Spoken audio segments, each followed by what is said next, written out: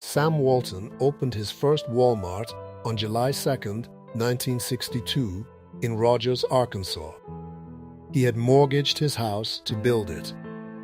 His brother Bud worked alongside him on opening day.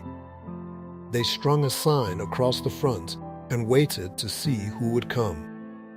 Walton had tried something similar before. He had run a Ben Franklin 5 and Dime franchise in Newport, Arkansas, built it into a modest success, and then lost the lease because he had forgotten to negotiate a renewal clause. He rebuilt in Bentonville, 40 miles away, on the town square, this time insisting on a 99-year lease. By the early 1960s, he and his brother operated a small regional chain of Ben Franklin variety stores. When he brought Ben Franklin's parent company a proposal to open a new kind of store, discount prices, deep in rural America, in markets the major chains refused to enter, they rejected it. The margins wouldn't work, they said. He opened it anyway. By 1967, the Walton family owned 24 stores. By 1985, 800. By 1990, Walmart was the #1 retailer in the United States, with $32 billion in annual sales. When Sam Walton died in April of 1992, his company employed 400,000 people in 45 states. In the towns where those stores opened, something else was unfolding, without ceremony, without announcement. The institutions that had defined American main streets for a century were closing, one by one, the way a neighborhood empties, gradually, then all at once. Frank Woolworth opened his first successful store in Lancaster, Pennsylvania in 1879. Fixed prices, open shelving, high volume. By 1913, when he inaugurated his Manhattan headquarters, at the time the tallest building in the world, paid for entirely in cash. The F.W. Woolworth Company had more than 500 locations across the United States and Great Britain.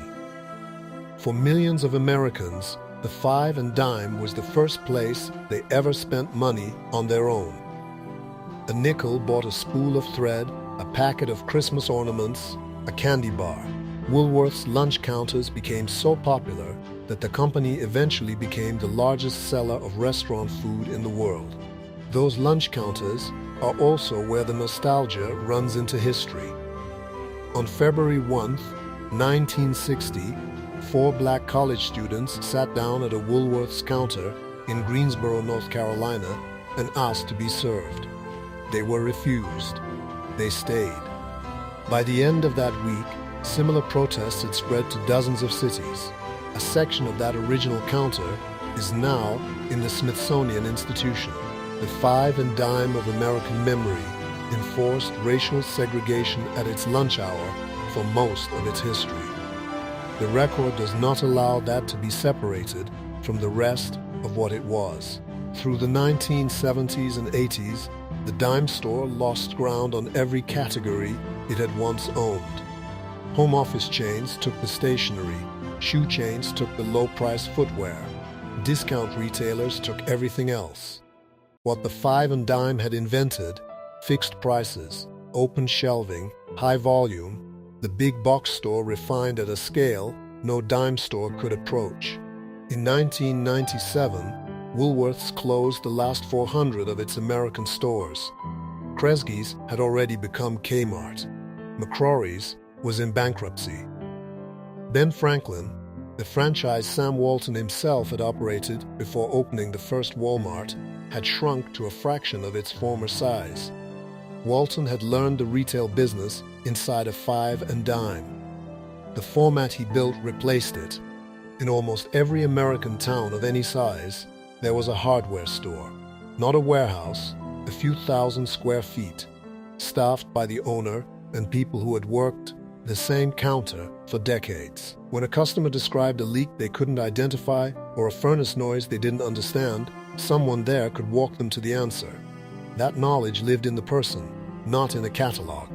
The hardware store's most direct competition did not come from Walmart.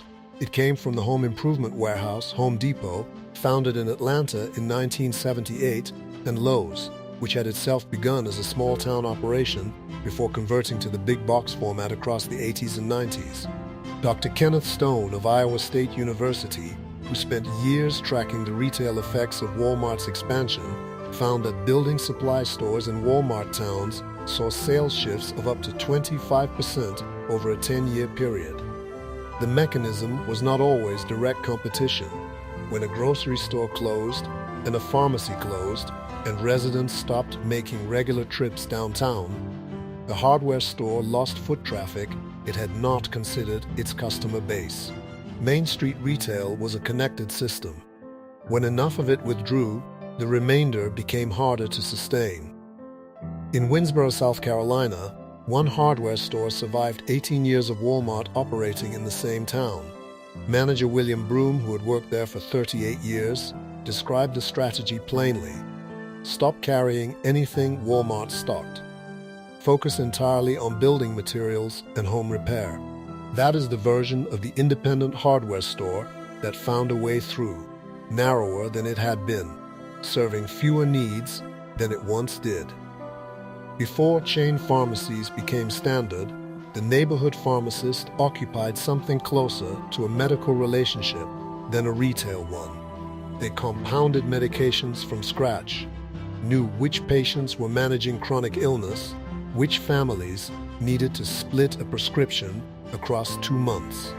They kept a record of a family's full medication history across years, sometimes across generations.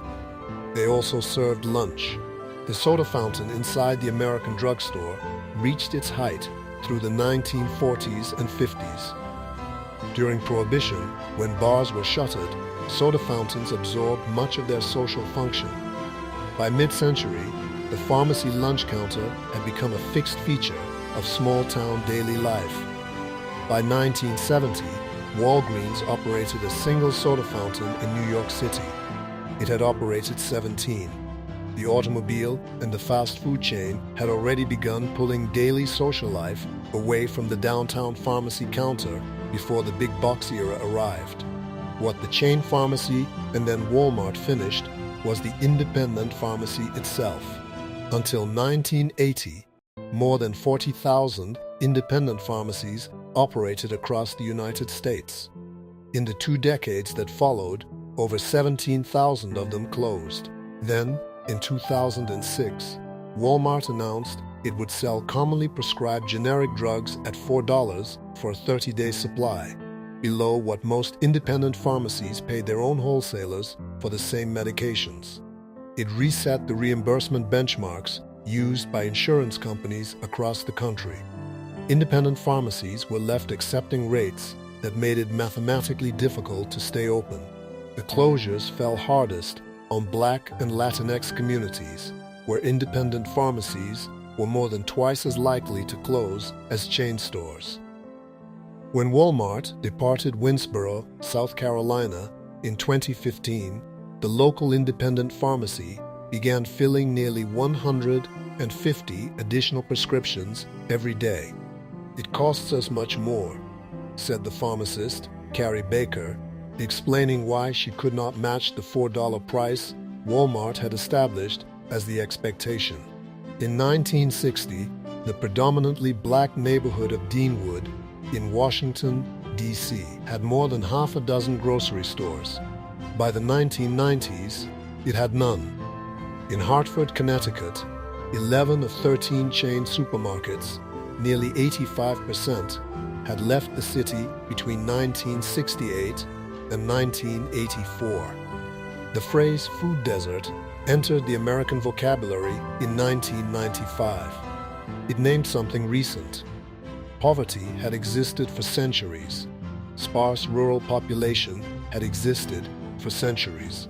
Food deserts had not. What changed in the 1980s was the effective end of enforcement of the Robinson-Patman Act, a federal law that had prevented large retailers from using volume-based pricing to undercut smaller competitors. Without that check, it became economically rational for large chains to abandon low-margin markets, and economically impossible for smaller operators to survive long enough to fill the space.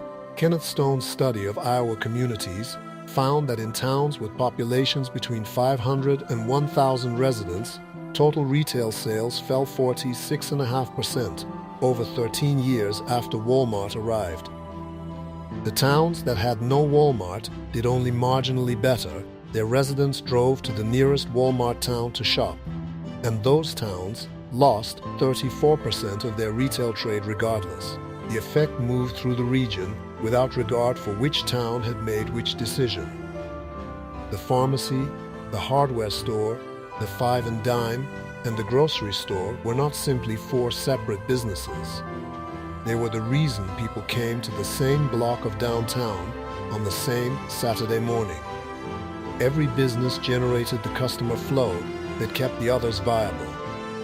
When the anchoring stores left, that flow stopped. The clothing store, the barber shop, the diner, these did not always close because Walmart competed with them directly.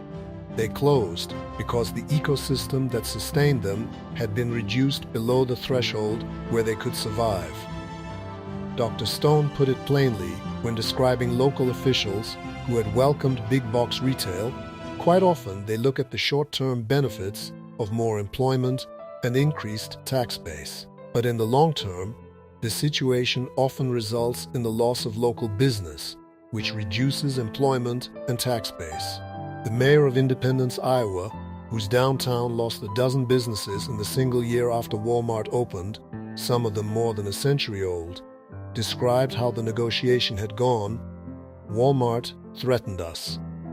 They told us if they didn't build here, they'd build nearby, and that would have been equally hard on us. Some of it survived. Vidler's Variety Store in East Aurora, New York, has been open since 1930. Schwab's Dry Goods on Beale Street in Memphis has operated since 1876. In Mount Pulaski, Illinois, residents opened their own community grocery, Market on the Hill, in June of 2020 after the last commercial food option in town had closed. We all came into this without much grocery experience, one organizer said. They opened regardless. The people who drove to that first Walmart in Rogers, Arkansas, on a July morning in 1962 had no way of knowing what the store's expansion over the following 30 years would mean for the towns they lived in. Neither did the pharmacist 2 blocks away, or the man behind the hardware counter, or the woman folding paper bags at the five and dime. They were living through an ordinary Tuesday in the middle of ordinary lives. That is the nature of these endings. They do not announce themselves. You recognize them only when you go looking for the thing and find that it is no longer there.